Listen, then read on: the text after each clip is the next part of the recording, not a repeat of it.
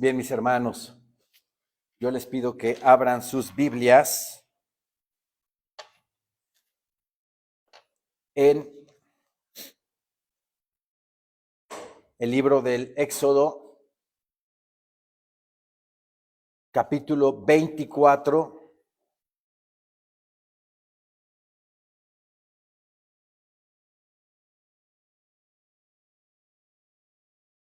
Éxodo capítulo 24, versículo 1.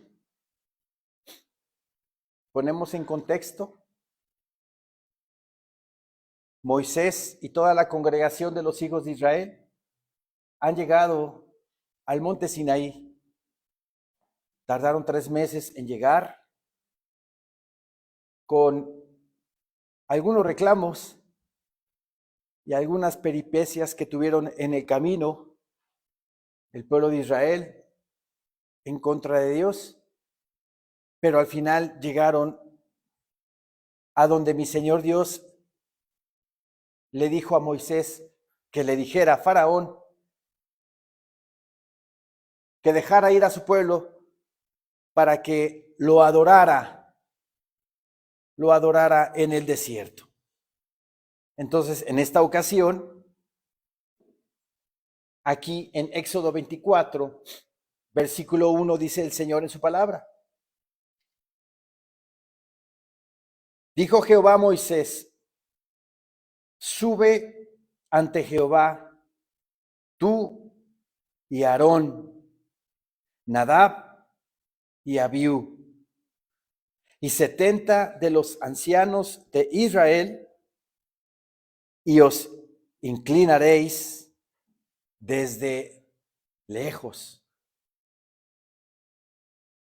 Qué hermosura, porque este es el momento en el cual mi Señor Dios le va a dar los 10 mandamientos a Moisés. Va a establecer sus leyes para el pueblo de Israel. Un pueblo, una nación sin ley, es una nación perdida, anárquica, en desorden, en desobediencia.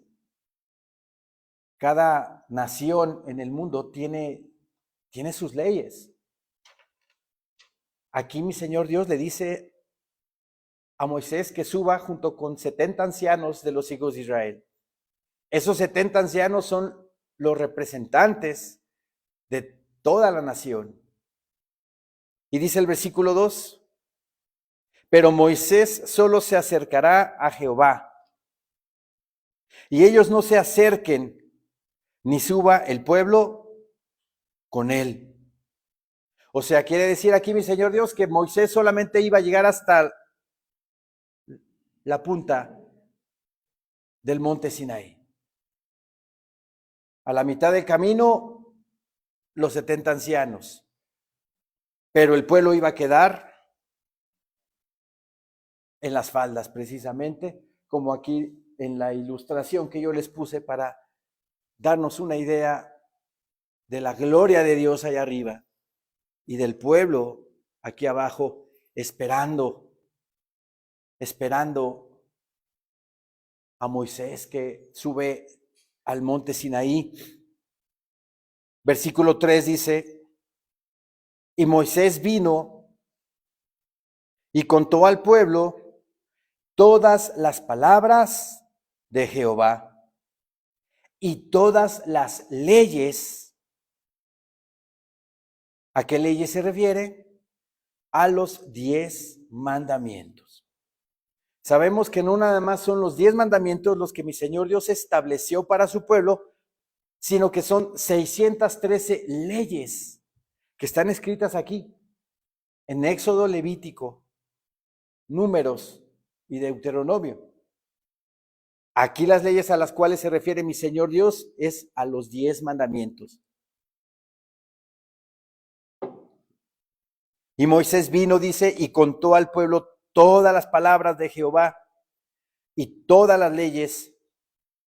Y todo el pueblo respondió a una voz y dijo, haremos todas las palabras que Jehová ha dicho.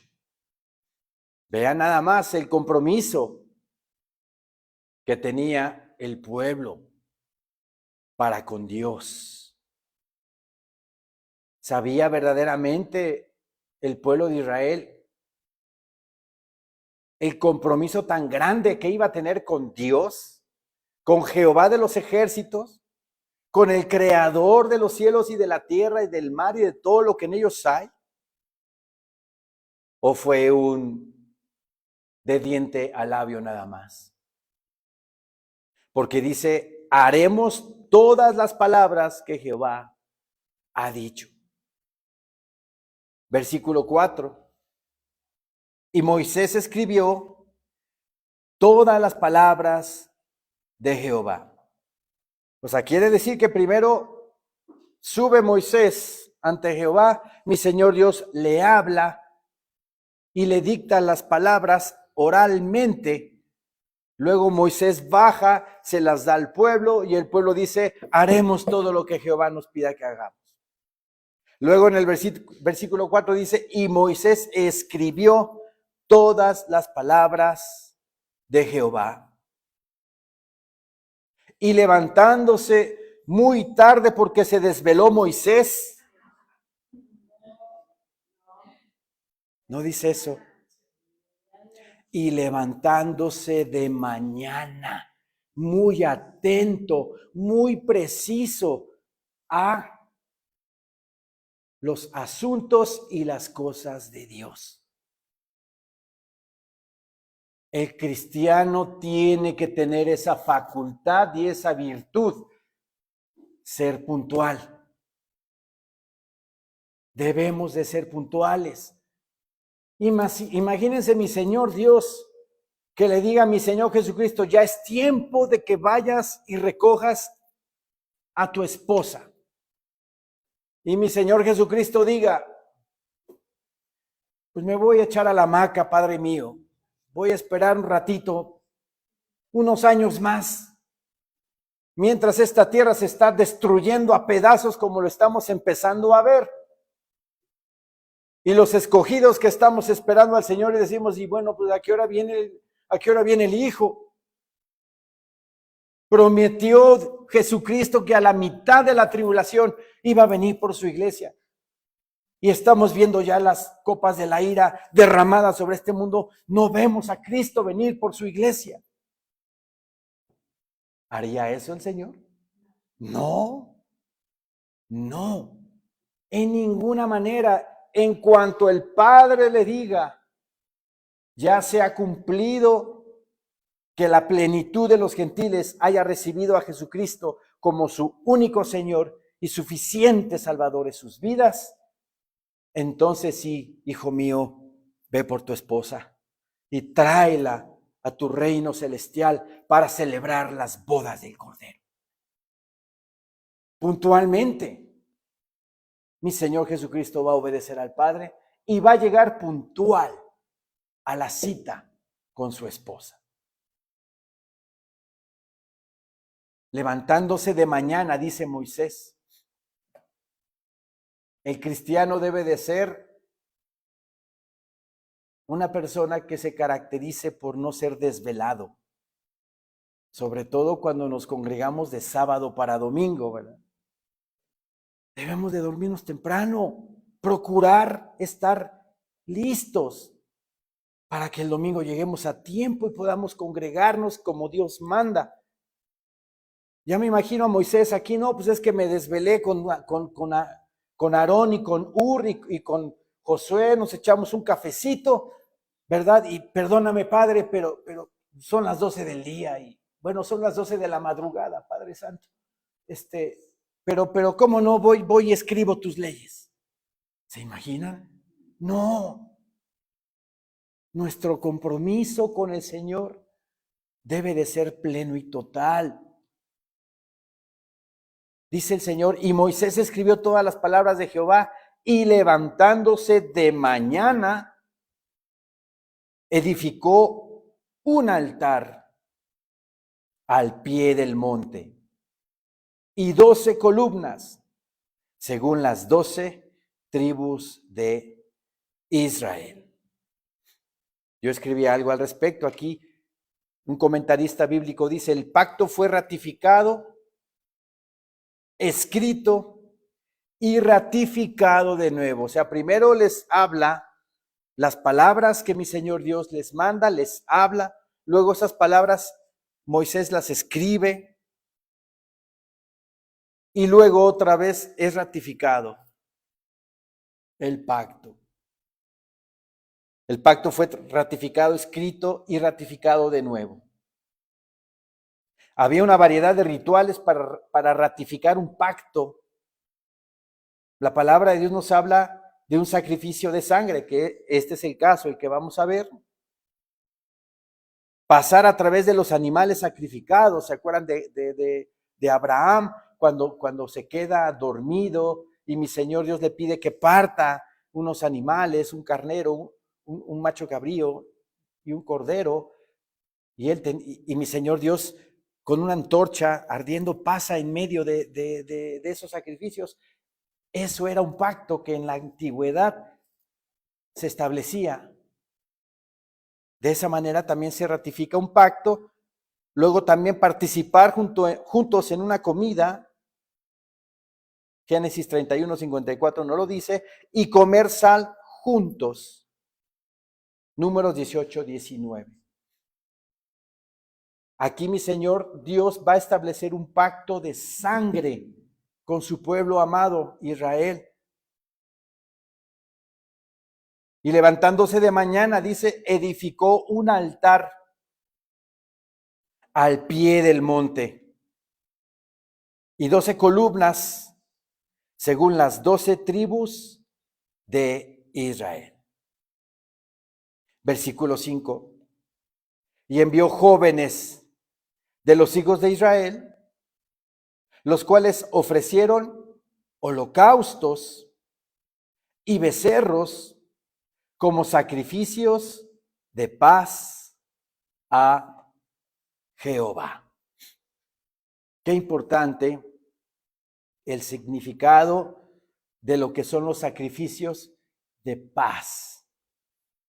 Los sacrificios de paz era establecer una comunión con Dios Padre. Cuando mi Señor Dios ya establece la ley, lo podemos ver en el Levítico, capítulos del 1 al 5, lo que son las ofrendas de paz.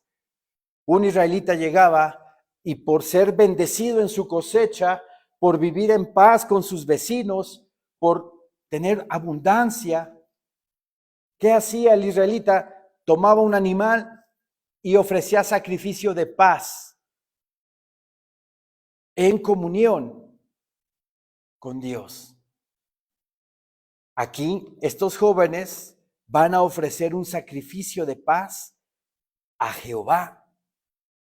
Yo aquí escribí, este tipo de ofrenda se adecuaba a una ceremonia de pacto, dado que estaba destinada a ser compartida con los participantes. Solo una porción era quemada completamente en el altar, mientras que el resto servía de comida para consumar el pacto entre la gente y Dios. ¿Qué hacía ahí ese israelita? Quemaba la mitad del animal y la otra mitad del animal lo comía con su familia en el lugar, en el atrio, no en el lugar santo, en el atrio del templo, en comunión con nuestro Señor. ¿Sí? Qué importante es tener comunión con Él. Entonces también este sacrificio de paz que significaba como pacto entre Dios y el pueblo, que Dios establecía a su favor, al pueblo de Israel, y ese vínculo, esa comunión iba a traer paz al pueblo de Israel. Paz al pueblo de Israel. En Romanos 3, vamos a Romanos 3, por favor.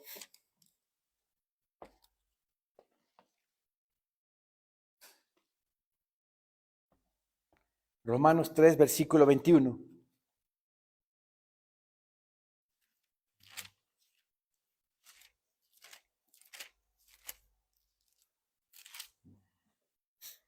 El mundo está afligido, el mundo está contristado, el mundo está conflictuado, el mundo está viviendo en un caos, ¿verdad? ¿Hay paz en el mundo? No lo hay. Y cada día que pasa va a haber menos paz. Mi Señor Jesucristo vino a este mundo a darnos esa paz que el mundo necesita ahorita, esa paz que el cristiano tiene, y es una bendición vivir en esa paz. Aquí en Romanos 3:21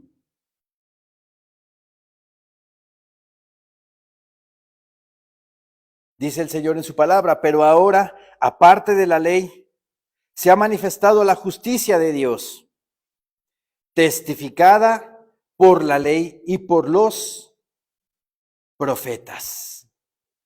La justicia de Dios por medio de la fe en Jesucristo, para todos los que creen en Él, porque no hay diferencia. No hay diferencia para el Señor. Tú eres judío, tú sí; tú eres griego, tú no; tú eres de raza negra, tú no; tú eres güerito, sí. Para Dios no hay acepción de personas, y valemos lo mismo ante Dios. Los que hacemos diferencia somos nosotros. Dios ama a todo ser humano. Dios ama a todo ser humano. Al peor delincuente que exista en la historia de la humanidad, Dios lo ama. ¿Por qué hacemos nosotros diferencias? Dice aquí la palabra: porque no hay diferencia, por cuanto todos pecaron y están destituidos de la gloria de Dios. No hay uno que diga: yo no he pecado, yo he cumplido toda la ley, yo. Casi me van a traer un altar aquí, me van a poner flores porque yo soy un santo de Dios. No es así. Todos hemos pecado y tenemos una falta en contra de Dios. Tenemos bajo nosotros una maldición. Hablando del mundo, vive bajo una maldición que Cristo vino a quitarla, deshacerla en la cruz. Y aquel por fe, como dice aquí la palabra, la justicia de Dios por medio de la fe en Jesucristo, para todos los que creen en Él, porque no hay diferencia, por cuanto todos pecaron y están destituidos de la gloria de Dios, siendo, dice, justificados gratuitamente por su gracia, por su favor, que no merecemos. Ningún ser humano merece la salvación, pero Él, por amor a nosotros, nos la da y nos justifica. ¿Qué significa justificación? Viene del griego dikaiō, que significa justo, inocente, absuelto en absoluto de los cargos. Nosotros teníamos muchos cargos en nuestra contra, ¿verdad? Todos los cargos. Todo estaba en contra nuestra, pero el Señor, en su justificación para con nosotros,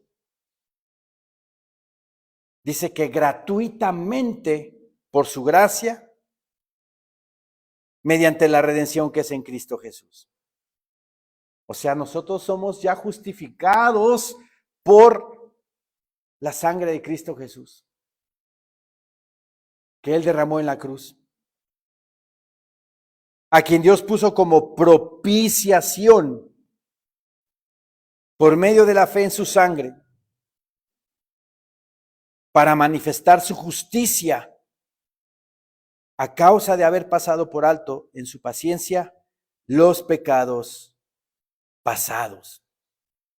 Mi Señor Dios puso como propiciación, esa palabra propiciación, ¿qué significa? Mi Señor Dios, Cristo Jesús fue propicio a nuestros delitos y pecados. Él, un ser inocente, que no pecó en absoluto, Él se ofreció y fue propicio a mi iniquidad para que Él pagara lo que yo tenía que haber pagado en la cruz. A quien Dios puso como propiciación por medio de la fe en su sangre, para manifestar su justicia. De ese modo, mi Señor Dios iba a manifestar su justicia para con el mundo. Como dice la palabra del Señor, el justo por los injustos. Cristo Jesús, justo en la cruz, muriendo, cumpliendo toda la ley, aboliendo todos los pecados, deshaciendo esa maldición que hay en el ser humano de muerte. Él se ofrece, yo soy propicio a todo el mundo.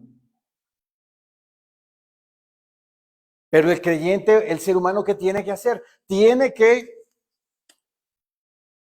dar el salto de fe y confesar con su boca que Jesucristo es el Señor. Que si confesares con tu boca que Jesús es el Señor y creyeres en tu corazón que Dios le levantó de los muertos, serás salvo. Porque con el corazón se cree para justicia, dice la palabra, pero con la boca se confiesa para salvación. Amigos que nos están viendo en las redes sociales, Facebook, YouTube, ¿quieres ser hijo de Dios? Recibe a Jesucristo y confiésalo audiblemente. Arrepiéntete de tus pecados, pídele perdón a Dios y lo confiesas audiblemente ante testigos. Yo confieso que Jesucristo es mi Señor y Salvador y lo recibo como mi único Señor y suficiente Salvador de mi vida. Y en ese momento, Dios Padre te constituye como su hijo. Es un acto de fe. Y todos tus pecados, todas tus iniquidades, mi Señor Jesucristo, con su sangre las lavó, las limpió. Y te convierte en un justo de Dios.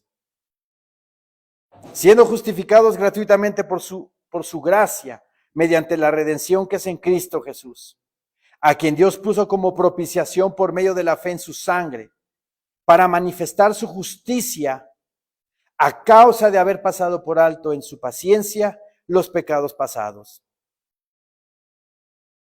Con la mira, dice el versículo 26, con la mira de manifestar en este tiempo su justicia, a fin de que Él sea el justo y el que justifica al que es de la fe de Jesús.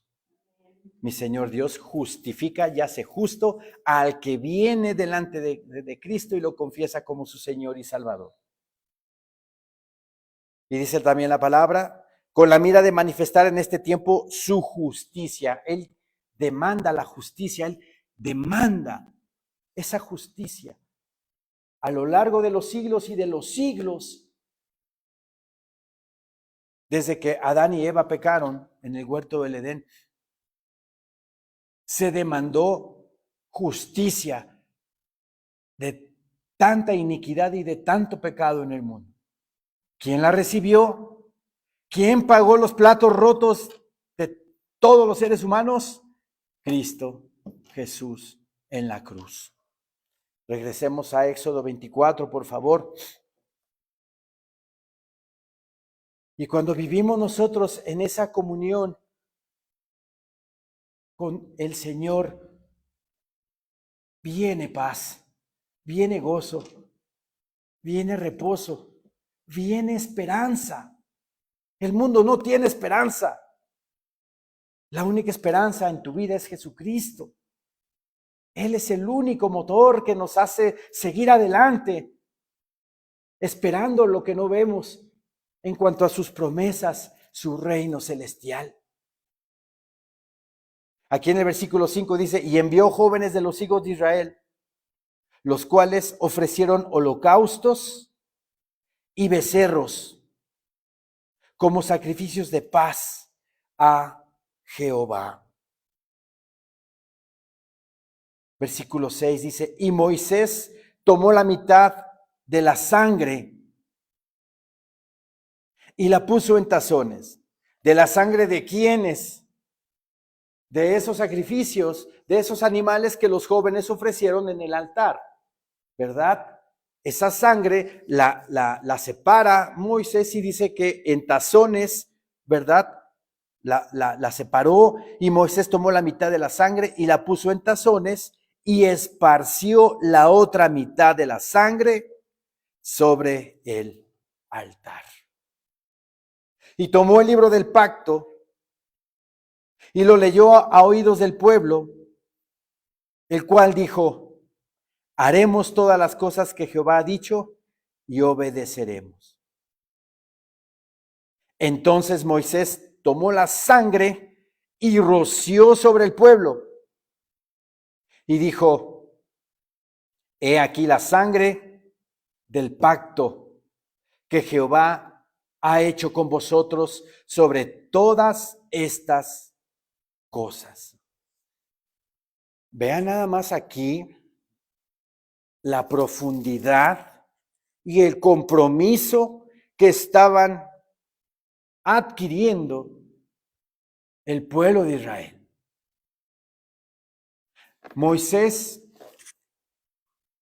manda a unos jóvenes a ofrecer holocaustos y sacrificios en ofrenda de paz, para que haya comunión entre Dios y el pueblo. De esos animales sacrificados en el altar que Moisés construyó, un altar de piedra. De esa sangre toma la mitad. ¿Y qué hace Moisés? La esparce sobre el altar del holocausto. Y la otra sangre, ¿verdad? La esparce sobre el pueblo. ¿Qué quiere decir eso? Que en ese momento estaban haciendo el pacto de sangre entre Dios, que representa ahí al altar, y su pueblo Israel.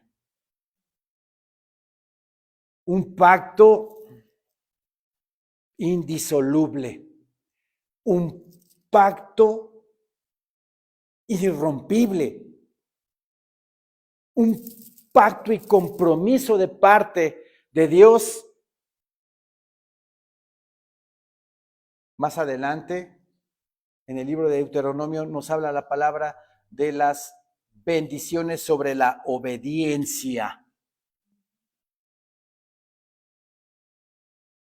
Ese pacto significa que Dios va a cumplir su palabra de bendecir al pueblo, de proveerle sus necesidades físicas, espirituales y materiales al pueblo. Y la sangre que fue derramada sobre el pueblo significa que el pueblo tiene que obedecer la palabra de Dios. ¿Se dan cuenta? El compromiso tan grande que estaban adquiriendo. Repito el versículo 6, y Moisés tomó la mitad de la sangre y la puso en tazones y esparció la otra mitad de la sangre sobre el altar. Ahí ya está el pacto de Dios, ahí está siendo derramado en la sangre sobre el altar. Estoy cumpliendo mi palabra, dice Dios. y tomó el libro del pacto y lo leyó a oídos del pueblo. Antes, ¿verdad?, de firmar un contrato, de firmar algo establecido, tenemos que leer el contrato, ¿verdad? Antes de firmarlo. ¿Qué estaba haciendo Moisés en este momento? Les estaba leyendo al pueblo las cláusulas del contrato.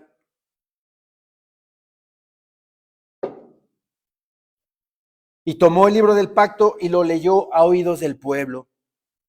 O sea, los 10 mandamientos. El cual dijo: haremos todas las cosas que Jehová ha dicho. Y luego que dice: y obedeceremos. Vean el compromiso que estaba adquiriendo el pueblo de Israel. Entonces Moisés tomó la sangre y roció sobre el pueblo. Si el pueblo hubiera dicho: no, nos retractamos, no queremos nada que ver con Jehová, no queremos nada que ver con él, entonces obviamente no hay pacto. Y adelante sigue tu vida como pagano. Pero se te predicó la palabra, se te habló de Cristo, que en la fe de Jesucristo hay salvación, que en la fe de Jesucristo hay santificación, hay justificación. Entonces, ¿qué hicimos nosotros? También establecimos un pacto, el nuevo pacto, la sangre del nuevo pacto entre Dios y nosotros. Al pararnos aquí al frente y recibir a Jesucristo delante de tantos testigos, recibirlo como nuestro único Señor y suficiente Salvador de nuestra vida. Es como cuando nosotros cuando nos hemos casado, cuando nos casamos, ¿verdad? Estamos delante de nuestro ministro, nos está casando y juramos en ese momento delante de Dios, ¿verdad?, que íbamos a cuidar nuestro matrimonio, que el varón se comprometía con proveer de todas las necesidades para la casa, la mujer también, en las buenas, en las malas, y a veces en las muy malas, y a veces en las peores. Y eso que estuvimos nosotros hablando en ese momento delante de tantos testigos, que íbamos a cumplir nuestra palabra. Entonces vean el compromiso que no nada más tiene el pueblo de Israel, o que nada más tuvo el pueblo de Israel en ese momento, sino nosotros, al recibir a nuestro Señor Jesucristo como nuestro único Señor y suficiente Salvador en nuestras vidas. Ese pacto de sangre que hubo rociado en el altar y luego Moisés rociándolo al pueblo, es o fue una figura de la sangre del nuevo pacto que su cordero, el cordero de Dios que quita el pecado del mundo, estableció en la cruz. ¿Cuál fue el altar al cual se derramó o roció sangre? En Cristo Jesús, el madero. Bíblicamente, el altar del holocausto, del templo, del tabernáculo, es una figura del altar del holocausto, o sea, la cruz de Cristo. Él cumplió su parte, Él cumplió su palabra. Él, como Cordero de Dios, quitó nuestros pecados, ¿o no los quitó? En certidumbre de fe sabemos que Él quitó nuestros pecados, los lavó con su sangre. Él estableció su parte, Él derramó su sangre en ese altar que es la cruz.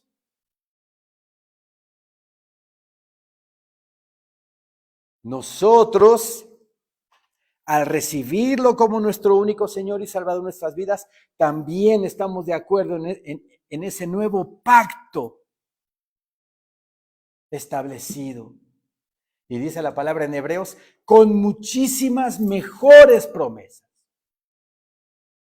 que el antiguo. Entonces, la sangre del nuevo pacto me lava de todos mis pecados, de todas mis iniquidades, y el Señor Dios, Jehová de los ejércitos es su nombre, me constituye como su hijo. Y formo ya parte ya de la familia de Dios. ¡Qué compromiso! Como dice la palabra de Dios en Hebreos, pasaremos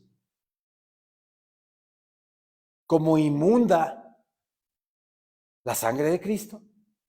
¿La tomaremos como inmunda? En ninguna manera. En ninguna manera. ¿Qué debemos de hacer? Obedecer. Obedecer en todo lo que el Señor nos pide que hagamos. Aquí el pueblo de Israel dice, sí, obedeceremos, dice, haremos todas las cosas que Jehová ha dicho y obedeceremos, versículo 7. ¿Cumplió su palabra el pueblo de Israel? No la cumplió. ¿Por qué no la cumplió?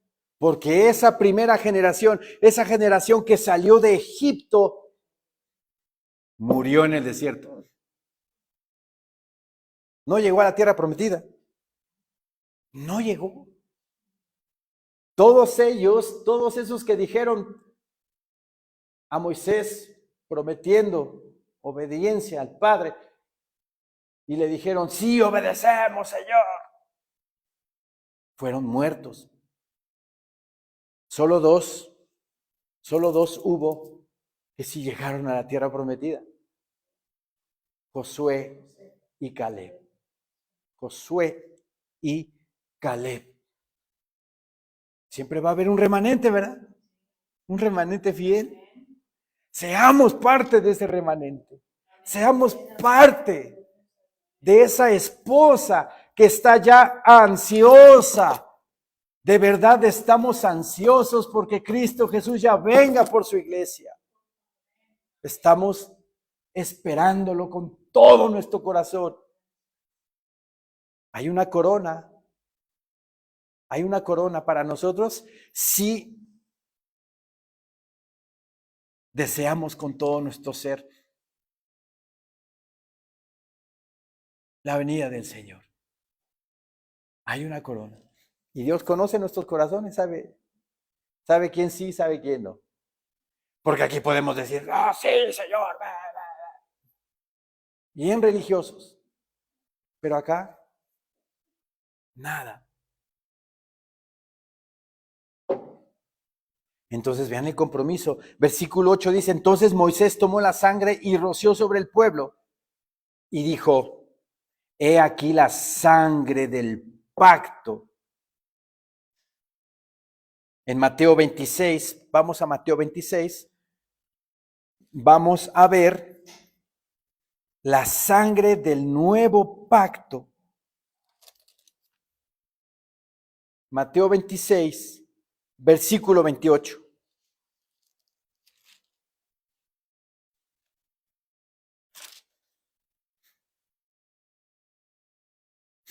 Mi Señor Jesucristo estaba comiendo con sus apóstoles. Judas Iscariote ya había salido, después de comer la Pascua, ya había salido Judas Iscariote para entregar a nuestro Señor, y luego nuestro Señor Jesucristo instituye, ¿verdad?, la cena del Señor. Para memoria de mí, dice la palabra, para recordar su sacrificio. Dice, versículo 26 de Mateo 26, y mientras comían, tomó Jesús el pan y bendijo, y lo partió, y dio a sus discípulos, y dijo, tomad, comed, esto es mi cuerpo. Y tomando la copa, y habiendo dado gracias, les dio diciendo, bebed de ella todos, porque esto es mi sangre del nuevo pacto. Esto es mi sangre del nuevo pacto, que por muchos es derramada para remisión de los pecados. La palabra remisión viene del griego afesis, que significa perdón. Perdón. Entonces lo que nos dice aquí el Señor dice, porque esto es mi sangre del nuevo pacto que por muchos es derramada para perdón de los pecados. Perdón de los pecados. Regresemos a Éxodo 24:8, por favor.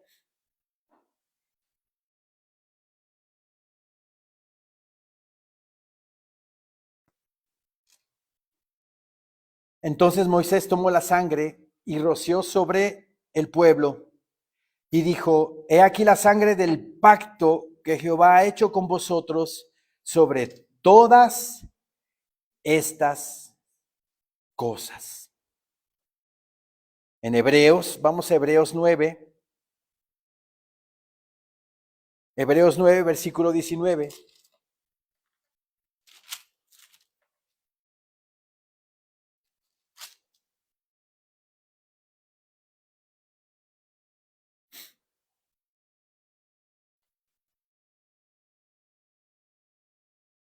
Porque habiendo anunciado Moisés todos los mandamientos de la ley a todo el pueblo, tomó la sangre de los becerros y de los machos cabríos con agua, lana escarlata e hisopo, y roció el mismo libro y también a todo el pueblo, diciendo, esta es la sangre del pacto que Dios os ha mandado. Es lo que estamos leyendo, ¿verdad?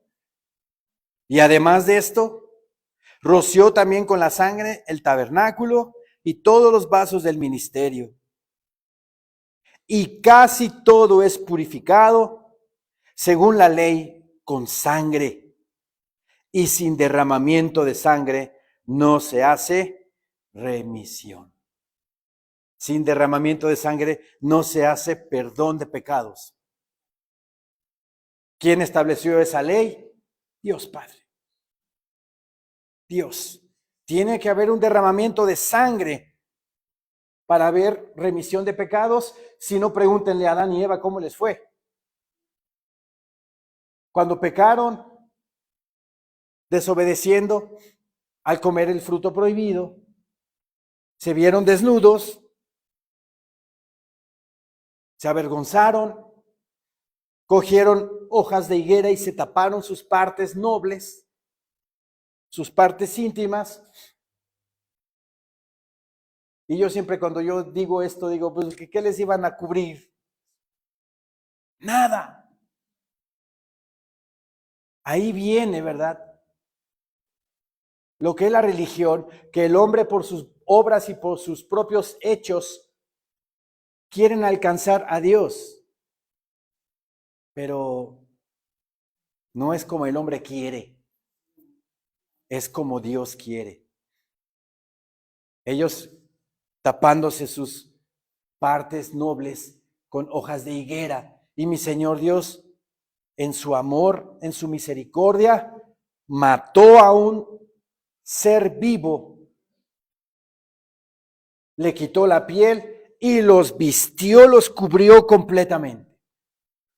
Ahí mi Señor Dios apuntaba a la cruz desde el principio, imagínense, desde Génesis mi Señor Dios ya apuntaba de qué manera iba a ser redimido el ser humano por un sacrificio y derramamiento de sangre.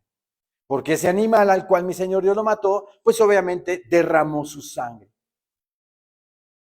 ¿Se dan cuenta? Entonces aquí en Hebreos 9, ¿sí? 22 dice, y casi todo es purificado según la ley, con sangre. Y sin derramamiento de sangre no se hace remisión. ¿Quién derramó la sangre para que yo sea salvo? Cristo Jesús, nuestro Señor. Regresemos a Éxodo 24, por favor.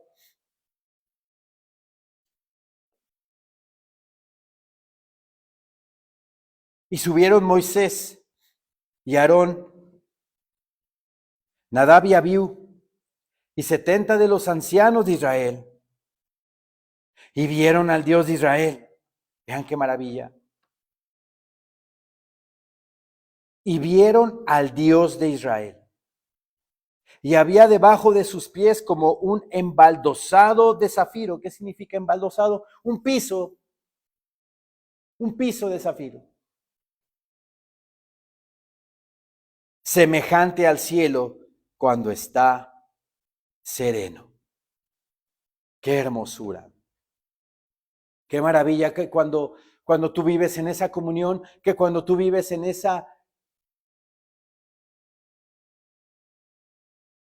paz con el Señor, hay una paciencia, hay una tranquilidad, hay un reposo, hay un gozo excepcional. Vemos los paisajes, vemos la obra del Señor, estas hermosas flores. Todo lo relacionamos con Dios. Todo lo vemos de manera espiritual, que así debe de ser. El cristiano todo lo tiene que ver espiritualmente, porque las cosas de Dios se disciernen espiritualmente. Entonces vean nada más aquí la comunión que tenía Moisés con el Padre, que mi Señor Dios hizo que vieran debajo en el piso un embaldosado de zafiro, dice, semejante al cielo cuando está sereno, cuando está en paz. De repente ven ese cielo, voltean a ver ese cielo y esos hermosos paisajes. ¿Qué te provoca? Paz. Paz te provoca. Eso es lo que provoca la comunión con el Señor. Vivir en santa paz. Que cuando alguien te la roba, que cuando alguien te la quita, sufres. Tu espíritu sufre porque no hay nada incomparable con esa paz que solamente Dios nos da. Tú de inmediato estás en esa lucha espiritual y estás pidiéndole al Señor que te ayude, pidiéndole al Espíritu Santo que te regrese esa paz, que te regrese ese gozo, esa tranquilidad a tu alma. Porque no hay nada como tener la paz de Dios en nuestras vidas. Y vieron al Dios de Israel. ¿Ustedes ven al Dios de Israel diariamente? Amén. Ay, pastor, ¿cómo crees si la palabra dice que aquel que ve a Dios puede morir? Porque no hay hombre que vea a Dios. Como les digo, hermanos, hay que verlo espiritualmente. Diario tenemos que ver a Dios. Diario. ¿En dónde? En el lugar santísimo. Orando a Dios mínimo 1 hora. Y es hermoso. Es maravilloso. Moisés dice que vio a Dios. Obviamente, no lo vieron corporalmente, ¿verdad? Ahorita explico eso. Y vieron al Dios de Israel y había debajo de sus pies como un embaldosado de zafiro, semejante al cielo cuando está sereno. Mas no extendió su mano sobre los príncipes de los hijos de Israel. Y vieron a Dios y comieron y bebieron. Aquí vemos la comunión con Dios. Aquí vemos la comunión con el Señor. Tengo un comentario bíblico del versículo 11. Aparente paradoja. Pero la explicación es que mientras Dios en su gloria revelada es fuego consumidor, porque Dios es fuego consumidor, Él puede revelarse en forma de hombre. Se le presentó a Abraham, acuérdense. En forma de ángel o en su nube de gloria. Que una persona puede mirar y aún vivir.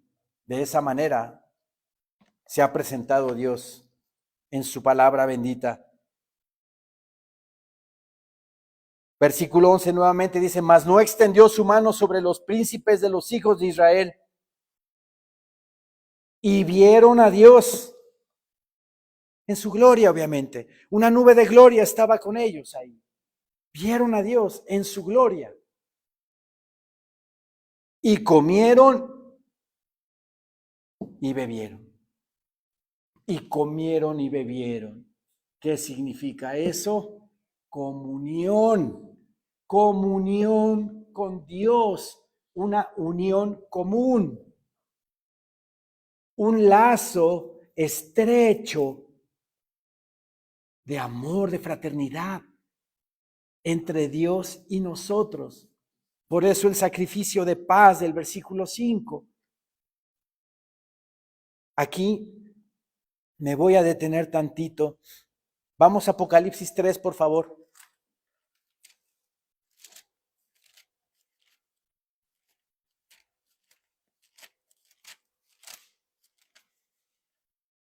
Apocalipsis 3, versículo 20.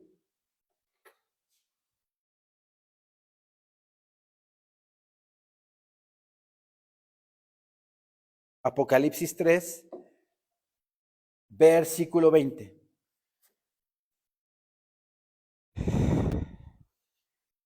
Dice nuestro Señor en su palabra, he aquí, yo estoy a la puerta y llamo. Él toca. He aquí, yo estoy a la puerta y llamo. Si alguno oye mi voz y abre la puerta, entraré a él y cenaré con él y él conmigo. ¿Qué quiere decir esto? ¿Qué puerta? La de nuestro corazón.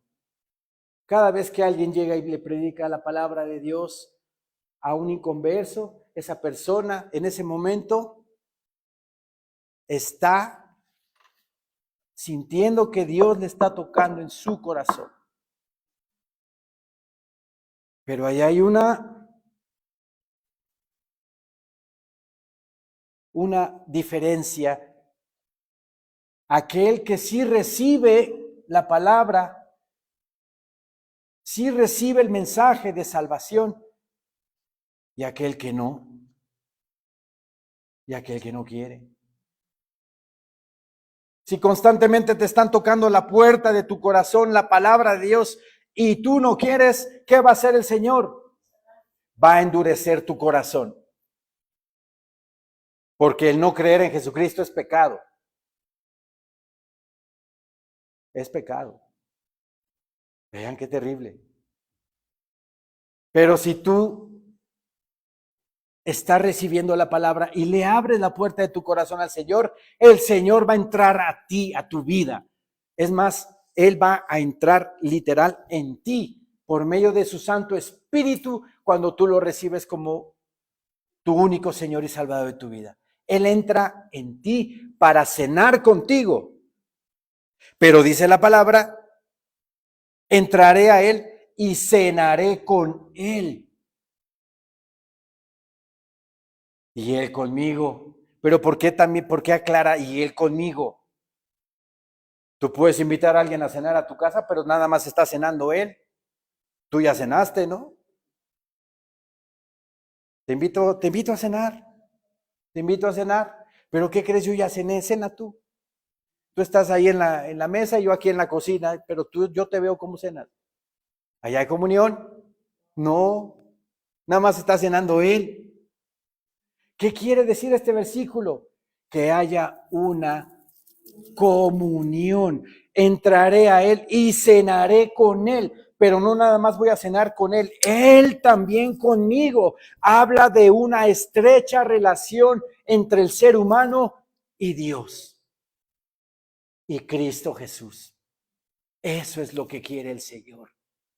Cuando estamos en una reunión en la familia y todos estamos en comunión, qué hermoso se la pasa uno, ¿verdad? Qué hermoso se la pasa. Pero alguno de los que están en la reunión no tiene esa comunión y empieza a hablar cosas que no debe de hablar, se rompe esa comunión. Entonces ya no hay paz ahí. ¿Se dan cuenta? Lo mismo pasa con la iglesia. El Señor quiere que aquí en la congregación y en todas las iglesias del mundo haya comunión los unos con los otros. Que no importa el código postal de donde vivas, que no importa el trabajo que tengas, que no importa si eres güerito, si eres morenito, no importa, hay una unión común y esa unión común es Cristo Jesús nuestro Señor. Y ya con eso una iglesia puede tener comunión. Pero desgraciadamente no es así. Siempre hay diferencias. Porque no estamos totalmente entregados al Señor con todo nuestro corazón.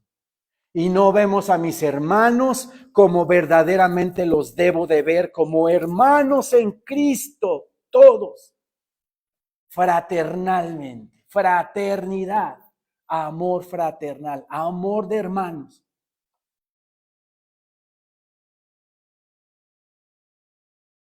Aquí qué hermosura de palabra, porque vieron a Dios y comieron y bebieron, dice. Mas no extendió su mano sobre los príncipes de los hijos de Israel, y vieron a Dios y comieron y bebieron. En primera de Juan 1:3. Primera de Juan 1:3.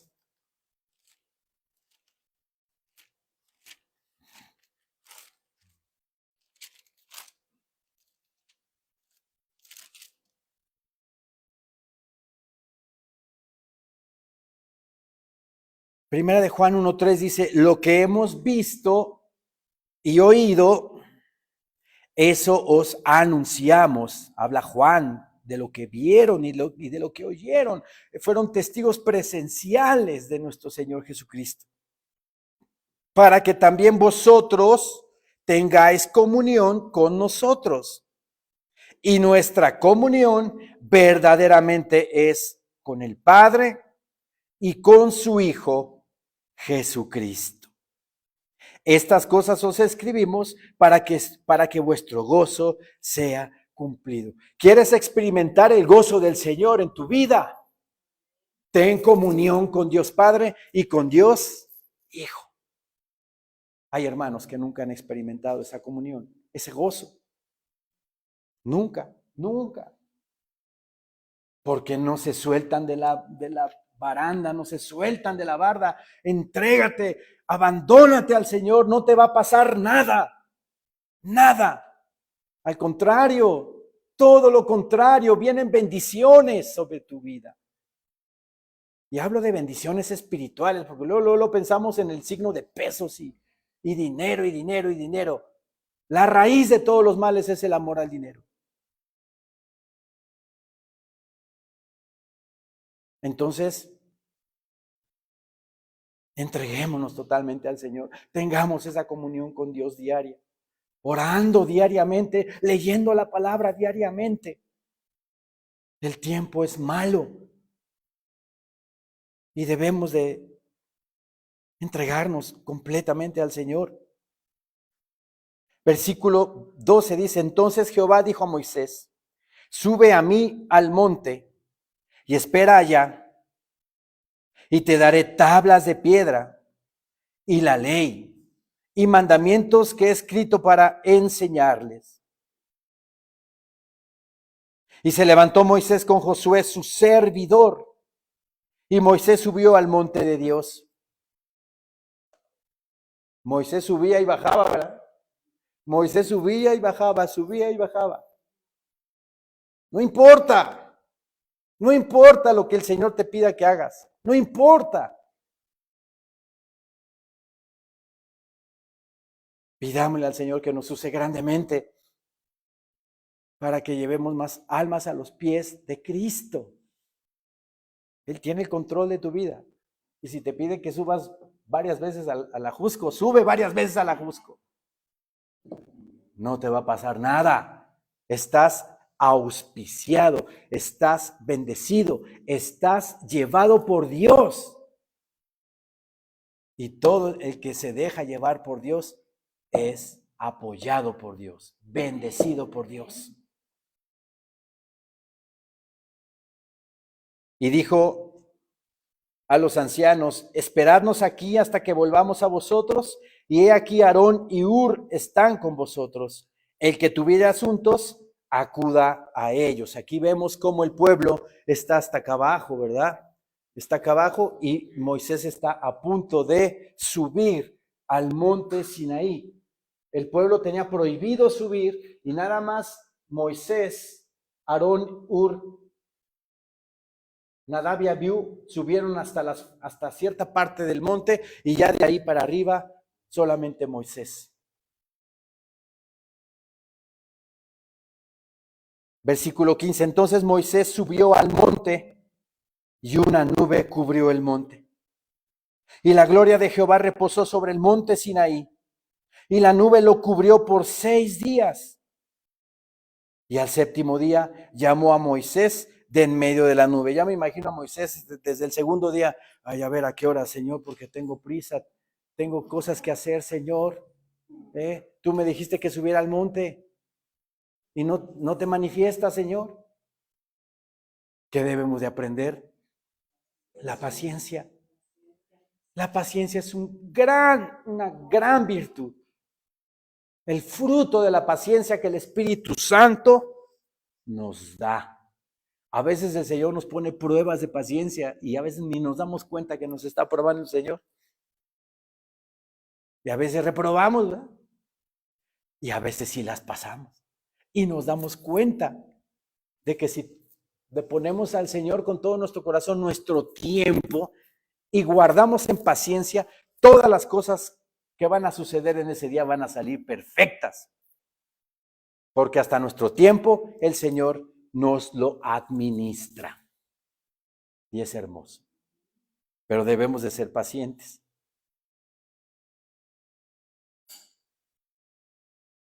Y la apariencia de la gloria de Jehová era como un fuego abrasador en la cumbre del monte, a los ojos de los hijos de Israel. Vean, aquí se ve como Moisés está arriba, ¿verdad? Va subiendo y la gloria del Señor va bajando, ¿sí? Qué hermosura, qué hermosura vivir en esa comunión con el Señor. Y la apariencia de la gloria de Jehová era como un fuego abrasador en la cumbre del monte, a los ojos de los hijos de Israel.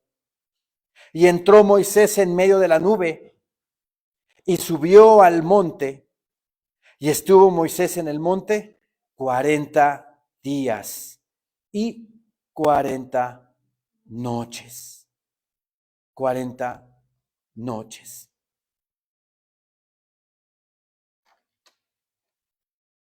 ¿Qué estaba haciendo ahí Moisés?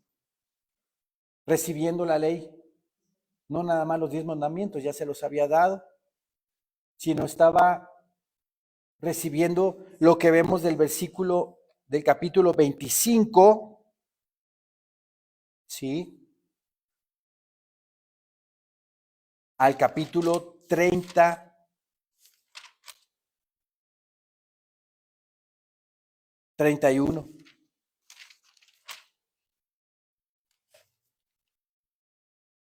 Toda la ley se la dio mi Señor Dios a Moisés, y en el libro de Levítico, pues todo lo que está escrito en Levítico. 40 días se tardó Moisés en el monte Sinaí Recuerden que la palabra del Señor, el número 40, es un número de prueba. Y aquí el pueblo estuvo 40 días esperando a Moisés. ¿Y qué fue lo que pasó? ¿Aprobaron? No aprobaron. Reprobaron. Porque al no tener paciencia, se hicieron un becerro de oro. ¿Se dan cuenta? Con toda esa manifestación de la gloria de Dios en nuestra vida, con todas esas maravillas y milagros, esa nube, esos rayos, ese fuego, esa visión. Y el pueblo se desesperó, teniendo a Dios enfrente. ¿Qué aprendemos de esto? Que verdaderamente Dios está en nuestras vidas. A veces no lo sentimos, pero porque se aleja tantito sin dejar de estar con nosotros para probarnos. Pero aún así, Él está con nosotros. O en los momentos difíciles, pruebas tremendas, problemas, situaciones adversas, el Señor siempre estará con nosotros. No se nos olvide. No se nos olvide. Al pueblo se le olvidó 40 días y 40 noches. ¿Por qué lo digo? Viene tiempo de prueba para la tierra. Tiempo de prueba. Estamos viviendo ya como la Tercera Guerra Mundial en guerrillas. Rusia en contra de Ucrania. Israel en contra de Hamas. Después dice la palabra que se va a ir en contra de Líbano, o sea, Hezbollah y Siria. Está escrito. Y hay guerra ahorita entre Estados Unidos e Inglaterra contra los hutíes de Yemen.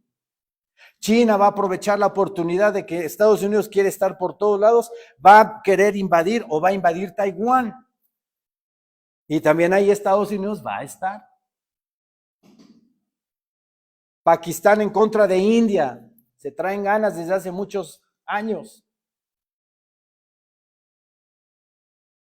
Corea del Norte en contra de Corea del Sur. Se van a dar esas guerras. ¿Quién las va a parar? El anticristo. Pero va a ser tiempo difícil. Tiempo de prueba para la iglesia. Así es que, hermanos, no seamos como el pueblo de Dios que se desesperó al no ver a Moisés bajar del monte de Sinaí durante 40 días y 40 noches. Si ya nos esperamos nosotros algunos 10, algunos 20, algunos 30 años el regreso del Señor, que no nos esperemos unos cuantos años más. Por eso, como dice, y con esto termino, la palabra en Apocalipsis 3:10, por cuanto has guardado la palabra de mi paciencia, tienes que ser paciente, voy a venir, dice el Señor.